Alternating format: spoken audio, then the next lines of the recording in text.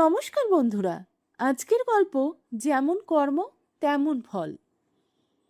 সুমিত্রা দেবী বড় বউ নীলমকে ধমক দিয়ে বললেন, বৌমা, তোমার তো শ্বশুর বাড়ির প্রতি কিছু দায়িত্ব আছে নাকি? দুদিন পর পর বাপের বাড়ি রওনা দাও। কয়েকদিন থেকে আমার কোমরেও প্রচন্ড ব্যথা, কষ্ট করে হাঁটা চলা করি। এমন অবস্থায় আমি তো আর ঘরের কাজ করতে পারবো না। নীলম সঙ্গে সঙ্গে উত্তর দিল, তোমাকে কাজ করতে হবে কেন? ছোট বউ আছে তো, ওই রান্নাঘরের কাজ সামলে নেবে।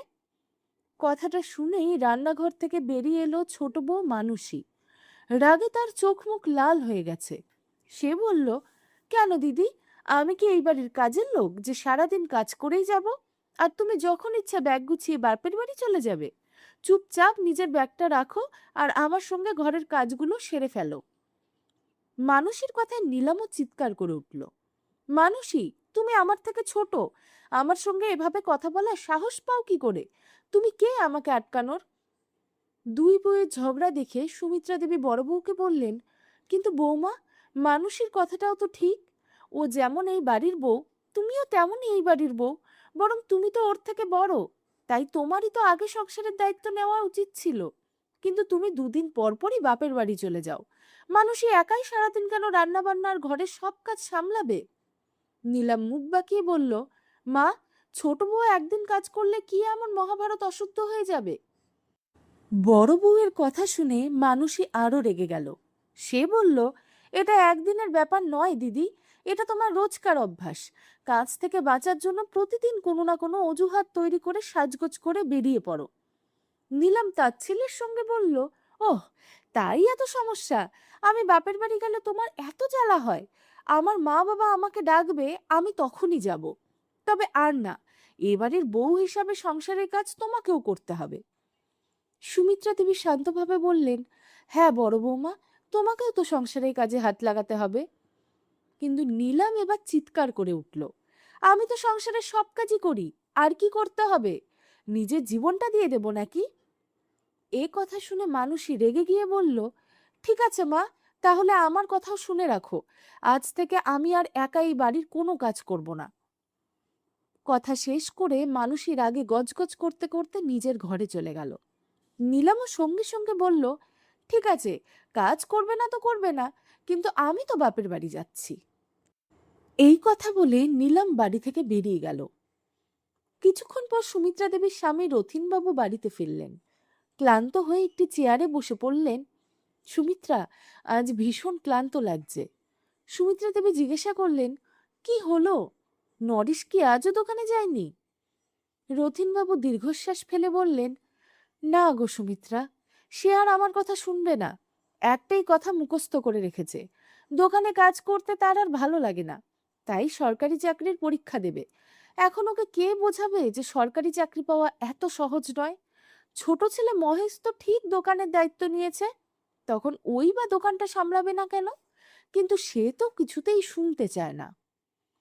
সুমিত্রা দেবী বিরক্ত হয়ে বললেন, সত্যি, এদের দুজনকে নিয়ে আর পারছি না। একদিকে বড় ছেলে দোকানে কাজ করতে চায় না, আর অন্যদিকে বড় বউ ঘরের কোনো কাজ করতেই রাজি নয়।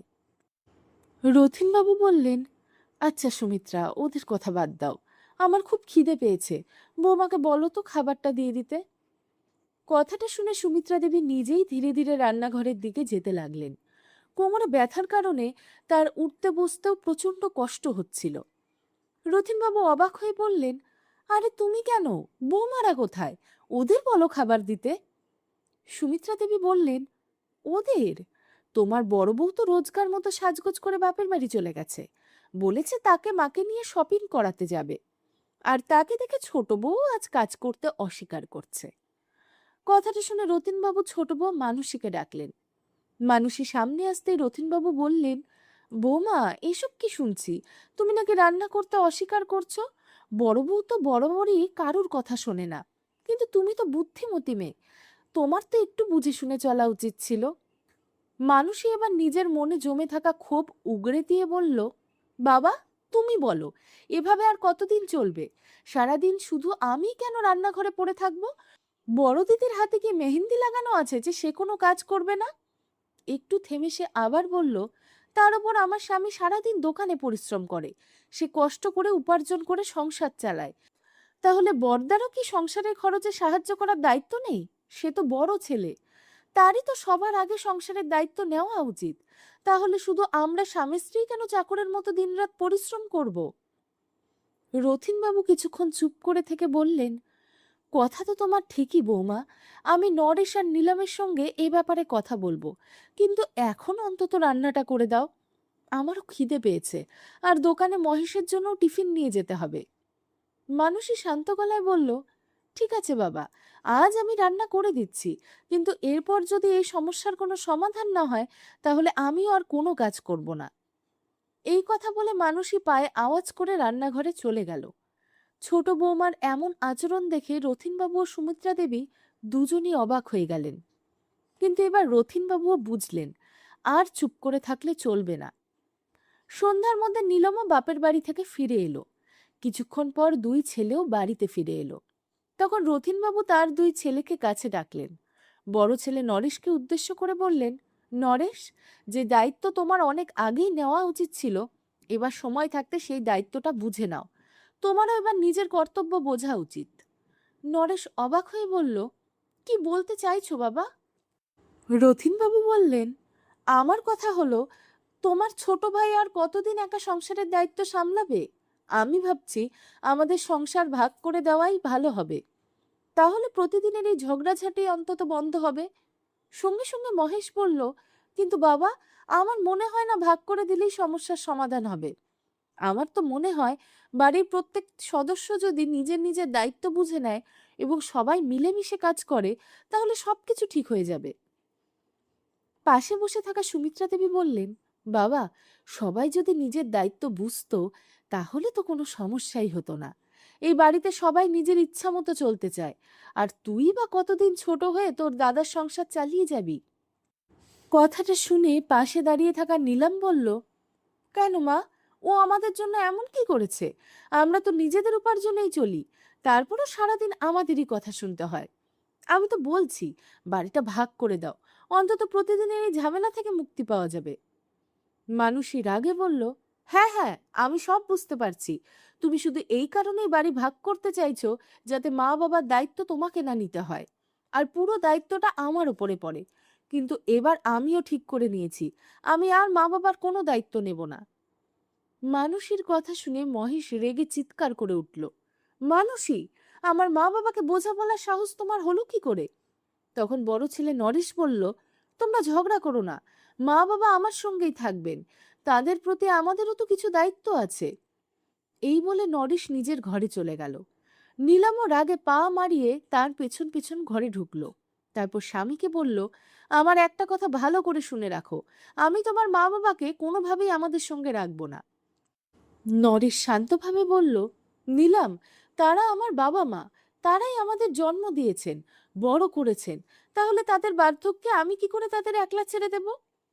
নীলাম কঠিন গলায় বলল, ওসব আমি কিছু জানি না, আমি শুধু তোমাদের সঙ্গে থাকতে চাই। এই বাড়িতে আর কেউ থাকলো কি থাকলো না, কেউ মরলো কি বাঁচলো, তাতে আমার কোনো আগ্রহ নেই। নরেশ এবার রেগে গিয়ে বলল, নীলাম, তুমি সীমা ছাড়িয়ে যাচ্ছ, এই বিষয়ে আর কোনো কথা হবে না, আমার সিদ্ধান্তই তোমাকে মানতে হবে। নীলাম জেদ করে বলল, না, আমি আগেই বলে দিয়েছি, তোমার মা বাবার সঙ্গে আমি এক মুহূর্তও থাকবো না। কথাটা শুনে নরেশ রাগের মাথায় নীলামের গালে জোরে একটি চড় মেরে বসে। চড় খেয়ে নীলাম কিছুক্ষণ স্তব্ধ হয়ে দাঁড়িয়ে রইল। তারপর জ্বলন্ত চোখে স্বামীর দিকে তাকিয়ে বলল, নিজের মা বাবার জন্য আজ তুমি আমার গায়ে হাত তুললে, এটা তুমি ভালো করলে না, এবার আমি তোমাকে দেখে নেব। প্রায় 1 ঘন্টা পর নীলাম বাপের বাড়িতে পৌঁছে গেল। বাড়িতে ঢুকেই কাঁদতে কাঁদতে চিৎকার করে ডাকলো, মা, বাবা। মেয়ের গলার আওয়াজ শুনে তার বাবা মা ঘর থেকে বেরিয়ে এলেন। উঠোনে দাঁড়িয়ে থাকা মেয়েকে কাঁদতে দেখে তারা অবাক হয়ে গেলেন। মা ছুটে এসে বললেন, আরে নীলাম, এই সময় এখানে কি হয়েছে? সবকিছু ঠিক আছে তো? নীলাম কাঁদতে কাঁদতে বলল, কিছুই ঠিক নেই মা, সারাদিন ওই বাড়িতে কাজ করতে করতে আমার হাড় ভাঙা অবস্থা হয়ে যাচ্ছে, তারপরও শ্বশুরবাড়ির লোকজন প্রতিদিন আমাকে কথা শোনায়। আমাকে খোঁটা দেওয়ার জন্য একটা সুযোগও তারা ছাড়ে না। তার উপর তোমার জামাই বলে ওই বাড়িতে থাকতে হলে সারাদিন শ্বশুর শাশুড়ির সেবা করতে হবে। এখন তুমিই বলো, আমি সারাদিন ঘরের কাজ করব নাকি শ্বশুর শাশুড়ির পা টিপবো?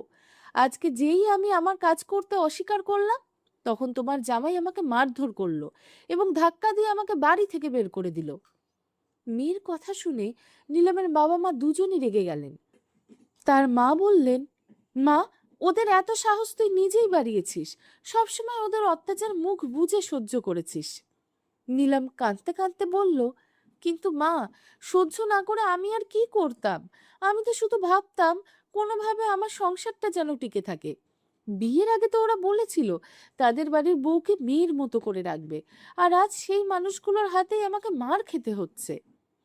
মা মেয়েকে সান্ত্বনা দিয়ে বললেন, মা, তুই আর চিন্তা করিস না, অনেক কষ্ট সহ্য করেছিস, এবার কিছুদিন তুই আমাদের কাছেই থাক, বাকিটা আমরা বুঝে নেব। এইদিকে নিলামের বাড়ি ছেড়ে চলে যাওয়ার খবর পেয়ে শ্বশুরবাড়ির সবাই চিন্তায় পড়ে গেল। মহেশ তার দাদাকে বলল, দাদা, নিজের স্ত্রীর গায়ে হাত তোলার কি দরকার ছিল? নরেশ রাগী গলায় বলল, আমি আর কি করতাম ছোট? ও স্পষ্ট বলে দিয়েছিল মা বাবার সঙ্গে সে কোনোভাবেই থাকবে না। এতদিন ওর অনেক অন্যায় কথা আমি সহ্য করেছি, কখনো কিচ্ছু বলিনি, কিন্তু আজ মা বাবাকে নিয়ে ও যে কথাগুলো বলছে সেগুলো আর সহ্য করতে পারিনি। কথাটা শুনে রথিনবাবু বললেন, তুই এটা ঠিক করিসনি বাবা, এখন তুই নিজেই ওর কাছে গিয়ে নিলামকে বুঝিয়ে বাড়িতে ফিরিয়ে নিয়ে আয়। নরেশ দৃঢ় গলায় বলল, না বাবা, আমি ওকে ফিরিয়ে আনতে যাব না। সে এখন ফিরলো কি না ফিরলো তাতে আমার কিচ্ছু আসে যায় না।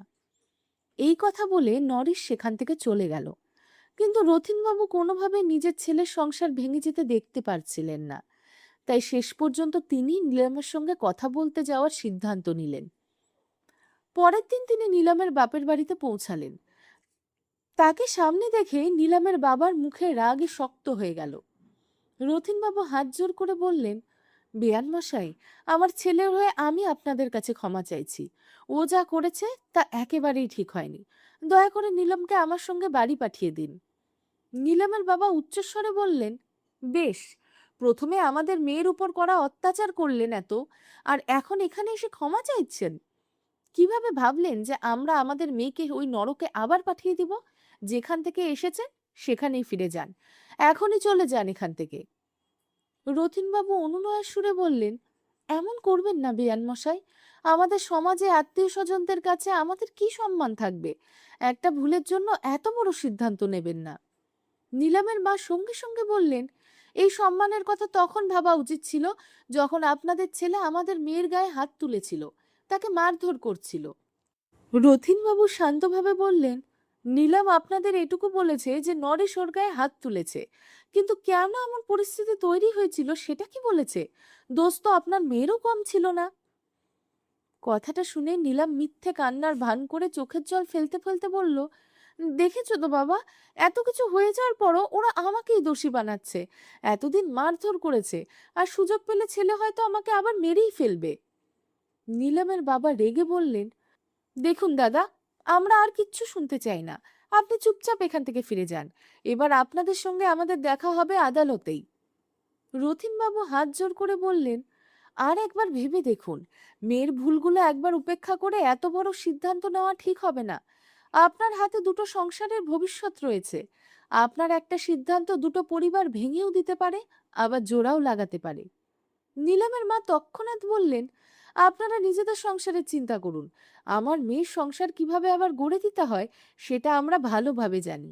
আর হ্যাঁ, আমাদের মেয়ের সঙ্গে যে মারধর করা হয়েছে তার জবাব আমরা অবশ্যই নেব। এবার আপনি এখান থেকে চলে যান।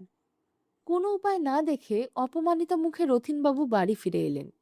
তাকে একা ফিরতে দেখে সুমিত্রা দেবী জিজ্ঞাসা করলেন, কি হলো গো, বৌমাকে সঙ্গে করে আনতে পারলে না? রথিনবাবু হতাশ হয়ে বললেন, না সুমিত্রা, ওরা একেবারেই রাজি নয়। আমি হাত জোর করে ক্ষমা চেয়েছি, অনেক অনুরোধ করেছি, কিন্তু নিলাম যেমন ফিরতে রাজি নয়, তার বাবা মাও তাকে পাঠাতে রাজি নয়। উল্টে এখন আদালতে মামলা করার হুমকি দিচ্ছে। সুমিত্রা দেবী এবার নরেশের দিকে তাকিয়ে বললেন, বাবা, এবার তোকে নিজেকেই গিয়ে নিলামকে বুঝিয়ে ফিরিয়ে আনতে হবে। নরেশ বলল, মা, তুমি এত চিন্তা করছো কেন? নিলামকে ওর বাপের বাড়িতেই থাকতে দাও। যে আমার মা বাবাকে নিজের মানুষ বলে মানতে পারে না, এমন স্ত্রী আমার দরকার নেই। আর মামলা করার কথাই যদি বলো, ওরা যা খুশি করুক, সুমিত্রা দেবী ছেলেকে বোঝাতে বললেন, বাবা, এই জেদের কারণেই অনেক সংসার ভেঙে যায়। তাই তোকে বলছি, বিষয়টা আরো বড় করার বদলে মিটিয়ে ফেলার চেষ্টা করাই বুদ্ধিমানের কাজ। নরেশ বিরক্ত হয়ে বলল, মা, বিষয় তো এমনিতেই অনেক দূর গড়িয়ে গেছে, এখন যা হওয়ার হবে। এই বলে নরেশ সেখান থেকে চলে গেল। মাঝে কয়েকটা দিন কেটেছে। দুপুরে মহেশ দোকান থেকে খেতে বাড়ি ফিরল। বাড়িতে এসে সে দেখল তার মা নিজের কাপড় কাচ্ছেন। দৃশ্যটা দেখে সে অবাক হয়ে গেল। সে দ্রুত নিজের ঘরে গিয়ে স্ত্রী মানুষীকে উচ্চস্বরে বলল, মানুষী, এখন কি মা বাবার দুটো কাপড় ধোয়ার কাজটাও তোমার কাছে এত কঠিন হয়ে গেল? মানুষী রেগে গিয়ে বলল, কেন? আমি আর কতদিন একা সংসারের সব কাজ করে যাব? তুমি কি জানো সারাদিন বাড়িতে কত কাজ থাকে? আর ওই মহারানী তো আরামে বাপের বাড়িতে গিয়ে বসে আছে। আমি একাই কেন সংসারের কাজের সব চাপে পিষে মরব? মহেশ রাগ করে বলল, মানসী, তুমি এটা ঠিক করছো না। মানুষী চিৎকার করে বলল, কি ঠিক আর কি ভুল সেটা আমি খুব ভালো করেই জানি। আজ থেকে আমি শুধু নিজের কাজ করব, কারোর জন্য রান্না করব না, বাড়িতে অন্য কোনো কাজও করব না। এই কথাটুকু বলে মানুষী রাগে পা মারিয়ে রান্নাঘরে চলে গেল। এদিকে নিলামের বাপের বাড়িতে তার বাবা মেয়ের কাছে এসে জিজ্ঞাসা করলেন, মা, নরেশ কি কোনো ফোন করেছে? নিলাম বলল, না বাবা, সে কেন ফোন করবে? আমাদের সব সমস্যার আসল কারণ তো ওই মানুষটাই। তার বাবা বললেন, কোনো ব্যাপার না মা, তুই চিন্তা করিস না। আমি এইমাত্র একজন উকিলের সঙ্গে দেখা করে এলাম। তোর শ্বশুরবাড়ির লোকজনের বিরুদ্ধে পণের মামলা করে দিয়েছি। নিলাম অবাক হয়ে বলল, কিন্তু বাবা, পণ নিয়ে তো কোনো কথাই হয়নি। তার বাবা হেসে বললেন, আরে মা, সেটা তো আমরা জানি। আমরা মিথ্যে অভিযোগ করেছি, কিন্তু উকিল বলেছে মামলা শক্ত করতে হলে এইসব কৌশল নিতেই হবে। পণের অভিযোগটা খুব দরকার ছিল। এবার দেখিস কিভাবে ওদের নাজেহাল করি। শেষ পর্যন্ত তোর পায়ে পড়ে ক্ষমা চাইতে বাধ্য হবে। কথাগুলো শুনে নীলাপের মা বললেন, একদম ঠিক করেছো। ওদেরও বুঝতে হবে কারণ মেয়েকে কষ্ট দিলে তার পরিণতি কি হতে পারে। জেলে গিয়ে যখন শাস্তি ভোগ করবে, ঠিক তখন টের পাবে। তারপর মেয়েকে বললেন, তুই এখন আরাম কর, একদম চিন্তা করবি না।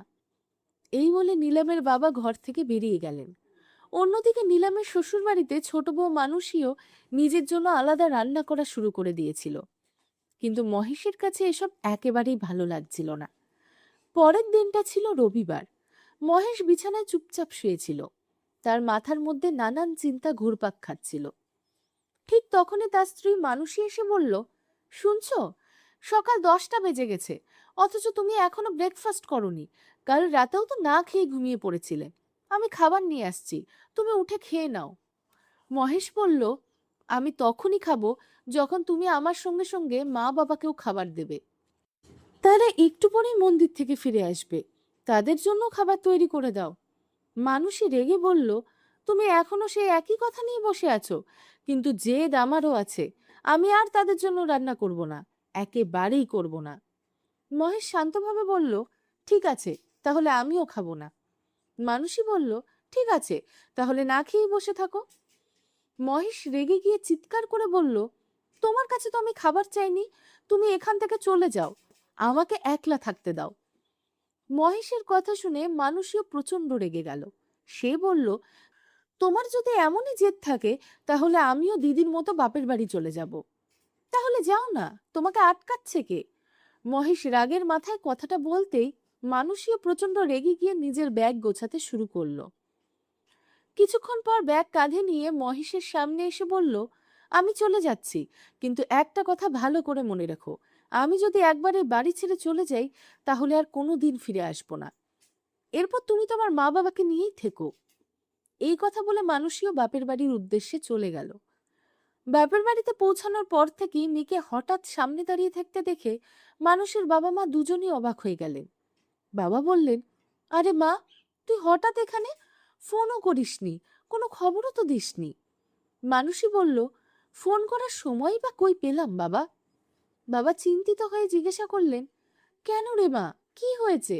সব ঠিক আছে তো? মানসিক অভিমান করে বলল, কিছুই ঠিক নেই। একদিকে আমার শ্বশুর শাশুড়ি, যারা আমার জীবনটা অতিষ্ঠ করে তুলেছে, অন্যদিকে তোমার জামাই, যে আমার সঙ্গে ঠিকমতো কথাটুকুও বলে না। তাই এখানে না এসে আর কি করতাম। কথাটা শুনে তার বাবা বললেন, তার মানে তুই শ্বশুর বাড়িতে ঝগড়া করে এখানে চলে এসেছিস, নিজের ইচ্ছায় আনন্দ করে আসিসনি? মানসী মাথা নেড়ে বলল, হ্যাঁ বাবা, কিন্তু আমার কাছে আর কোনো উপায়ও ছিল না। বড় দিদি তো শ্বশুর বাড়ির দায়িত্ব থেকে বেঁচে বাপের বাড়িতে গিয়ে বসে আছে, আর বাড়ির সব কাজের বোঝা ওরা আমার উপরে চাপিয়ে দিয়েছে। কিন্তু এবার আমিও ঠিক করে নিয়েছিলাম, আমি শ্বশুর শাশুড়ির চাকরানি হয়েও বাড়িতে থাকবো না। এই কথাটাই যখন আমি আমার স্বামীকে বললাম, তখন সেও আমাকে বাড়ি থেকে বেরিয়ে যেতে বলল।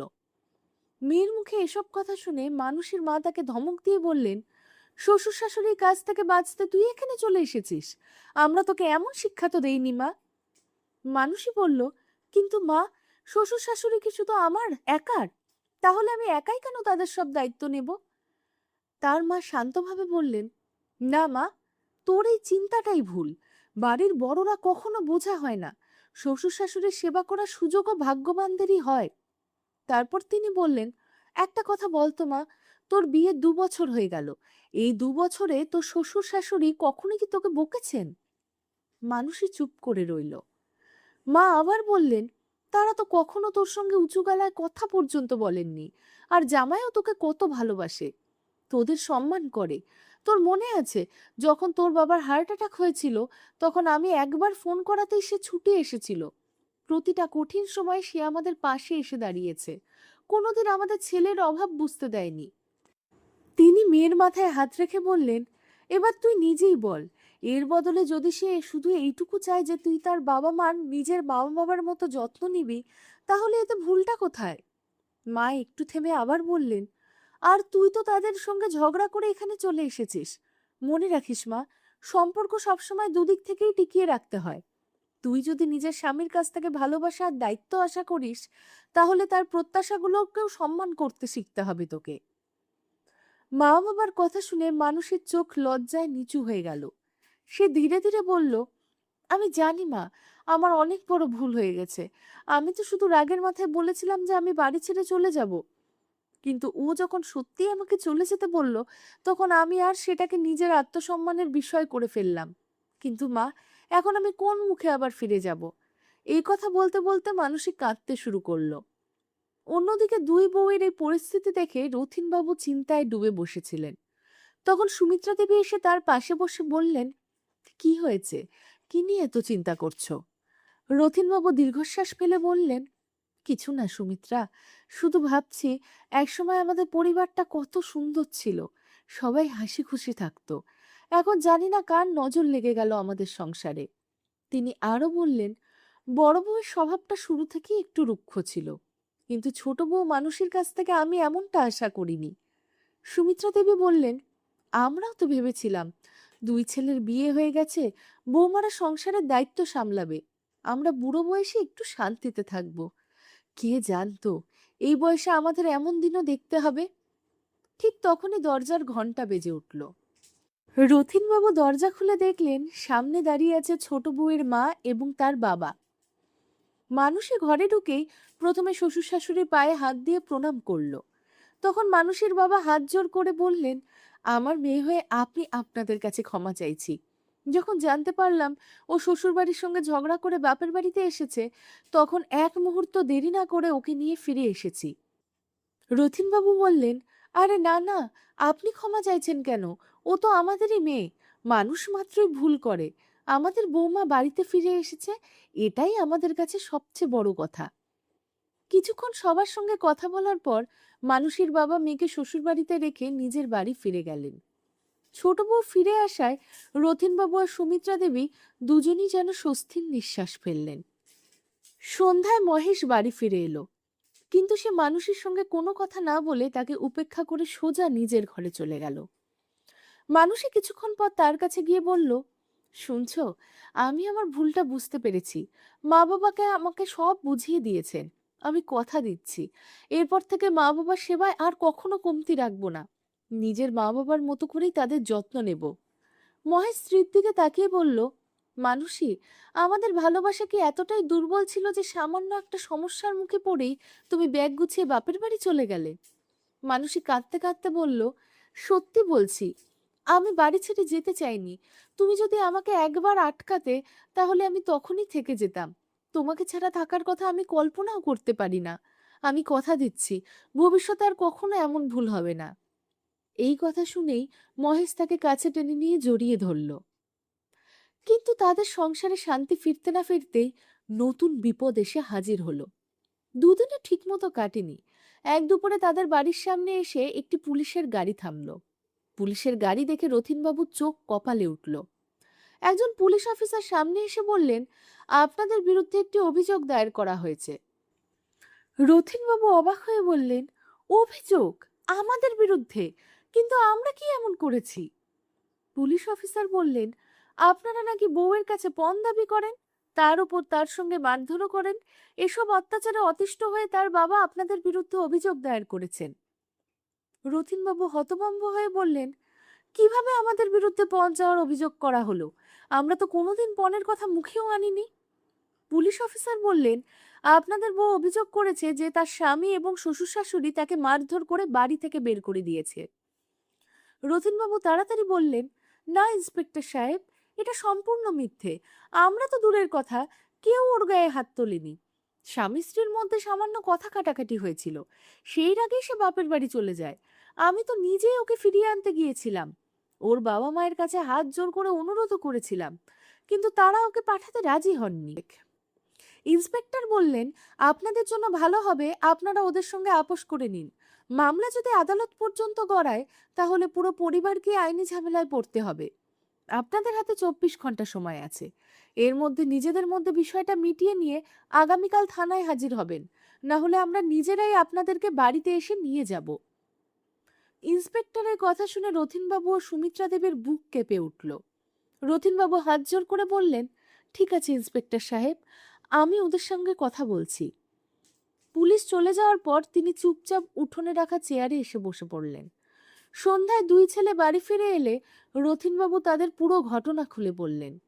বনের অভিযোগের কথা শুনে নরেশ রাগে ফেটে পড়ল। সে বলল, ওদের এত বড় সাহস কি করে হলো যে আমাদের বিরুদ্ধে এমন নোংরা অভিযোগ করলো? মহেশ শান্তভাবে বলল, দাদা, রাগ করে কোনো সমস্যার সমাধান হবে না। ফোন করে শান্তভাবে ওদের সঙ্গে কথা বল, নিশ্চয়ই কোনো একটা সমাধান বের হবে। নরেশের কাছেও কথাটা যুক্তিসম্মত মনে হলো। সে নীলামকে ফোন করলো, কিন্তু ফোনটা ধরলো নীলামের বাবা। নরেশ শান্তভাবে বলল, বাবা, একটা ছোটখাটো বিষয় নিয়ে তোমরা আমাদের বিরুদ্ধে পুলিশের কাছে অভিযোগ করলে কেন? ওপাশ থেকে নীলামের বাবা রেগে বললেন, ছোটখাটো বিষয়? তুমি আমাদের মেয়ের গায়ে হাত তুলেছ, এটা কি তোমার কাছে ছোট ব্যাপার? নরেশ বলল, বাবা, রাগের মাথায় আমার একটা ভুল হয়ে গেছিল, আমি সেটা স্বীকার করেছি। কিন্তু তোমরা তো আমার মা বাবার বিরুদ্ধে পণ নেওয়ার মিথ্যে অভিযোগ করেছো, তাদের তো কোনো দোষই নেই। নীলামের বাবা কঠিন গলায় বললেন, দেখো নরেশ, তোমার সঙ্গে আমি আর কোনো কথা বলতে চাই না। এখন থেকে তোমার সঙ্গে আদালতেই দেখা হবে। শ্বশুরের কথা শুনে নরেশও রেগে গেল। সে বলল, ঠিক আছে, তাহলে বিষয়টা আদালতেই যাক। তবে মনে রেখো, মিথ্যা অভিযোগের উপর ভিত্তি করে কেউ কোনোদিন মামলা জিততে পারে না। এই কথা বলে নরেশ ফোন কেটে দিল। তারপর মাথায় হাত দিয়ে চুপচাপ বসে পড়ল। মহেশ তাকে সান্ত্বনা দিয়ে বলল, চিন্তা করার কোনো দরকার নেই দাদা, আমি একজন ভালো উকিলকে চিনি, আমি এখনই তার সঙ্গে দেখা করে আসছি। এই বলে মহেশ উকিলের সঙ্গে দেখা করতে বেরিয়ে গেল। কয়েকদিন পর মামলার আইনি প্রক্রিয়া শুরু হলো। বাড়ির প্রত্যেক সদস্যের মনে তখন একটাই চিন্তা, শেষ পর্যন্ত ঘটনার পরিণতি কি হবে। দেখতে দেখতে কয়েক মাস কেটে গেল। এক সন্ধ্যায় আদালতের কাজ সেরে 3 বাবা ছেলে বাড়িতে ফিরলেন। তাদের মুখের আনন্দ দেখে সুমিত্রা দেবী কিছু জিজ্ঞাসা করার আগেই নরেশ খুশিতে বলল, মা, ভগবান আমাদের কথা শুনেছেন, আমরা মামলায় জিতে গেছি। কথাটা শুনে সুমিত্রা দেবী আনন্দে বলে উঠলেন, ভগবানের ঘরে দেরি আছে, কিন্তু অন্যায় নেই বাবা। কিন্তু মহেশ আনন্দে চিৎকার করে বলল তখন, মা, শুধু একটা নয়, 2টো সুখবর আছে। সুমিত্রা দেবী অবাক হয়ে বললেন, 2টো সুখবর? কি হয়েছে? মহেশ এসে বলল, বড়দাদা মামলায় জেতার পাশাপাশি সরকারি চাকরিটাও পেয়ে গেছে। এই কথা শুনে সুমিত্রা দেবীর আনন্দের আর সীমা রইল না। মুহূর্তের মধ্যে পুরো বাড়িটা যেন উৎসবের আনন্দে ভরে উঠল। 2-3 দিন পর সুমিত্রা দেবী তার স্বামীকে বললেন, আমার মনে হয় এবার নরেশের জন্য ভালো একটা সম্বন্ধ দেখা উচিত। নিলাম তো ডিভোর্সের কাগজও পাঠিয়ে দিয়েছে। যখন শেষ পর্যন্ত বিচ্ছেদই হয়ে যাবে, তখন নতুন করে সম্বন্ধ দেখতে আর দোষ কি? রথীনবাবু বললেন, ঠিক আছে, তবে কোনো সিদ্ধান্ত নেওয়ার আগে একবার নরেশকে জিজ্ঞাসা করে নাও। অন্যদিকে মামলা হেরে যাওয়ার পর থেকেই নিলামের বাবার বাড়িতে যেন শোকের ছায়া নেমে এসেছিল। এরই মধ্যে নিলামের ভাইয়েরও বিয়ে হয়ে গেছে। ফলে এখন নিজের বৌদির কাছেও নিলাম যেন চোখের কাঁটা হয়ে গিয়েছিল। একদিন চিন্তায় ডুবে থাকা নিলামের বাবা স্ত্রীকে বললেন, শোনো, এই উকিলের চক্করে পড়ে আমাদের তো অনেক ক্ষতি হয়ে গেল, আর ওদের তো ভাগ্য খুলে গেল। নরেশের আবার সরকারি চাকরিও হয়ে গেল। কথাটা শুনে নিলামের মা যেন আকাশ থেকে পড়লেন। তিনি অবাক হয়ে বললেন, সরকারি চাকরি? আমরা ভেবেছিলাম ওদের জেলে পাঠাবো, আর এখন দেখো সবকিছু উল্টো আমাদের উপরে এসে পড়ল। তারপর কিছুক্ষণ চুপ থেকে বললেন, যা হওয়ার হয়েছে, এবার নিলামের জন্য অন্য কোথাও একটা ভালো সম্বন্ধ দেখো। সময় থাকতে ভালো ছেলে দেখে ওর বিয়ে দিয়ে দেই। ঠিক তখনই নিলাম সেখানে এসে বলল, এই কি বলছো মা? আবার সম্বন্ধ থাকার কি দরকার? যদি সেই ছেলেটাই আগের মতো হয়, তাহলে তো আমার জীবনটাই শেষ হয়ে যাবে। আমি আর বিয়ে করতে চাই না। তার বাবা বললেন, কিন্তু মা, আর কতদিন তোকে বাড়িতে বসিয়ে রাখবো? বিয়ে তো তোকে করতেই হবে, তা না হলে আত্মীয় স্বজন আর পাড়া প্রতিবেশীরা নানান কথা বলতে শুরু করবে। নীলাম রাগ করে বলল, বেশ বাবা, এখন তোমরা আত্মীয় স্বজনদের কথা মনে করছো? আর যখন আমি শ্বশুর বাড়ি ছেড়ে এখানে এসেছিলাম, তখন তো তোমরাই বলেছিলে, মা এই বাড়ি তোর নিজের বাড়ি, নিশ্চিন্তে থাক, কোনো চিন্তা করিস না। তাহলে এখন কি হলো?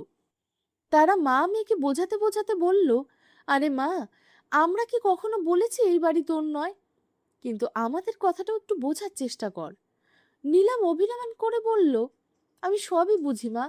তোমাদের বউ ঘরে আসার পর এখন আমি তোমাদের কাছে বোঝা হয়ে গেছি। মা বললেন, এমন কথা নয় মা, কিন্তু বিয়ে তো তোকে করতেই হবে, এর বাইরে আর কোনো পথও নেই। নীলাম কিছুক্ষণ চুপ করে থেকে নিচু গলায় বলল, একটা পথ আছে মা। মা জিজ্ঞাসা করলেন, কি পথ? নীলাম বলল, তোমরা একবার আমার শ্বশুর বাড়িতে গিয়ে কথা বলো, ওদের কাছে গিয়ে ক্ষমা চেয়ে নাও। মেয়ের কথা শুনে নিলামের বাবা রেগে উঠলেন। কি বলছিস তুই? যখন তোর শ্বশুর তোকে নিতে এখানে এসেছিলেন, তখন তো তুই নিজেই যেতে অস্বীকার করেছিলি। উনি আমাদের সামনে হাত জোর করে অনুরোধ করেছিলেন, কিন্তু আমরা তোর কথা বিশ্বাস করে তাকেও কত কথা শুনিয়েছিলাম, অপমান করে বাড়ি থেকে বের করেছিলাম। আর এখন বলছিস আমরা গিয়ে তাদের কাছে ক্ষমা চাইবো? নীলাম বলল, বাবা, যা ভুল হয়ে গেছে তা তো আর বদলানো যাবে না, কিন্তু নিজের মেয়ে সংসারটা বাঁচানোর জন্য তোমরা কি সেখানে গিয়ে ক্ষমা চাইতে পারো না? নীলামের মা বললেন, কথাটা কিন্তু ঠিকই বলেছিস। আমরা যদি একটু মাথা নিচু করলে আমাদের মেয়ের সংসারটা আবার জোড়া লাগে, তাহলে এর চেয়ে ভালো আর কি হতে পারে? আর এমন কি বড় ঘটনা ঘটেছিল? নরেশ তো শুধু বলেছিল বউ হিসাবে ওকে শ্বশুর শাশুড়ির সেবা করতে হবে। নীলাম সঙ্গে সঙ্গে বলল, হ্যাঁ বাবা, আমি এবার তাদের খুব ভালোভাবেই খেয়াল রাখবো, আর কখনো তাদের অভিযোগ করার সুযোগ দেব না। তার বাবা দীর্ঘশ্বাস ফেলে বললেন, তোর কথায় বিশ্বাস করে আমাদের বড় ভুল হয়ে গিয়েছিল। তোর শ্বশুর তখন তোকে নিতে এসেছিল, তখনই যদি তোকে পাঠিয়ে দিতাম, তাহলে বিষয়টা এত দূর গড়াতো না। পরের দিনই নীলাম তার বাবা মাকে সঙ্গে নিয়ে রতিনবাবুর বাড়িতে পৌঁছালো। সামনে শ্বশুর শাশুড়িকে দেখে নীলাম কাঁদতে কাঁদতে তাদের পায়ে পড়ে গেল। সে বলল, মা বাবা, আমাদেরকে ক্ষমা করে দাও। রথীনবাবু তাচ্ছিল্যের হাসি হেসে বললেন, কিন্তু বৌমা, তোমার আবার কি দোষ? দোষ তো আমাদেরই ছিল। আমরা তো তোমার সঙ্গে প্রতিদিন মারধর করতাম, পণ চাইতাম, এমনকি ধাক্কা মেরে তোমাকে বাড়ি থেকে বেরও করে দিয়েছিলাম, তাই তো? পুলিশকে ঠিক এই কথাগুলোই তো বলেছিলে, তাই না বিয়ান মশাই? রথীনবাবুর কথা শুনে নিলামের বাবা হাত জোর করে বললেন, না দাদা, দয়া করে এইভাবে আমাদের লজ্জায় ফেলবেন না। আমাদের ভুল হয়ে গেছে, আমাদের ক্ষমা করে দিন। সুমিত্রা দেবীও হাত জোর করে বললেন, দেখুন, আপনাদের জন্য আমরা আগেই অনেক কষ্ট পেয়েছি, কত রাত যে দুশ্চিন্তায় জেগে কাটিয়েছি তার হিসাব নেই। আদালতের মামলার কারণে সমাজে অপমান সহ্য করতে হয়েছে। আপনারা আমাদের কত কি না শুনিয়েছেন। এখন যখন আমাদের ছেলে সরকারি চাকরি পেয়েছে, তখন আপনারা আবার আমাদের কাছে ক্ষমা চাইতে চলে এসেছেন। এমন সময় নরেশ বাড়িতে ঢুকলো। সামনে নীলামকে দেখতে পেয়ে সে রাগে ফেটে পড়ল। আমাদের সঙ্গে এত কিছু করার পরও তোমাদের এখানে আসার সাহস হলো কি করে? নীলামের বাবা সঙ্গে সঙ্গে হাত জোর করে বললেন, আমি জানি বাবা, তোমার রাগ হওয়াটা স্বাভাবিক, কিন্তু সম্ভব হলে আমাদের ক্ষমা করে দাও। রথিনবাবু শান্ত গলায় বললেন, দেখুন, আপনাদের মেয়ে যা করেছে তা হয়তো না বুঝে করেছে, কিন্তু আপনারা বাবা মা হয়ে তাদের ভুলের প্রতিবাদ না করে বরং তাকে সমর্থন করেছেন। সন্তান ভুল করলে বাবা মায়ের উচিত তাকে বোঝানো, তার ভুলকে আরো বড় করে তোলার উৎসাহ দেওয়া নয়। তিনি আরো বললেন, যাই হোক, এখন আমাদের সম্পর্কের মধ্যে এমন একটা গিঁট পড়ে গেছে যা আর খোলা সম্ভব নয়। তাছাড়া আমরা নরেশের জন্য অন্য একটি ভালো সম্বন্ধ ঠিক করে ফেলেছি, তাই ভালো হবে আপনারা দয়া করে এখান থেকে চলে যান। নীলামের বাবা হাত জোর করে বললেন, ঠিক আছে, আমরা যখন ভুল করেছি তার ফল তো আমাদেরই ভোগ করতে হবে, আমরা চলে যাচ্ছি। এই বলে নীলাম ওর তার বাবা মা মাথা নিচু করে সেখান থেকে চলে গেলেন। তারা চলে যাওয়ার পর রথিনবাবু ও সুমিত্রা দেবী যেন স্বস্তির নিঃশ্বাস ফেললেন। এরপর তারা নরেশের জন্য একটি ভালো, ভদ্র এবং সংস্কারী মেয়ে দেখে তার দ্বিতীয় বিয়ে করালেন। নতুন বউ বাড়িতে আসার পর ধীরে ধীরে সব অশান্তি দূর হয়ে গেল। বাড়ির সবাই আবার মিলেমিশে সুখে শান্তিতে বসবাস করতে লাগলো। তো বন্ধুরা, আপনাদের কাছে গল্পটি আজকে কেমন লাগলো কমেন্ট করে অবশ্যই জানাবেন। গল্পটি ভালো লাগলে ভিডিওটিকে লাইক করবেন এবং বন্ধুদের সাথে শেয়ার করবেন। আমাদের চ্যানেলে যদি প্রথমবার এসে থাকেন তাহলে অবশ্যই চ্যানেলটিকে সাবস্ক্রাইব করবেন। সবাই ভালো থাকবেন। ধন্যবাদ।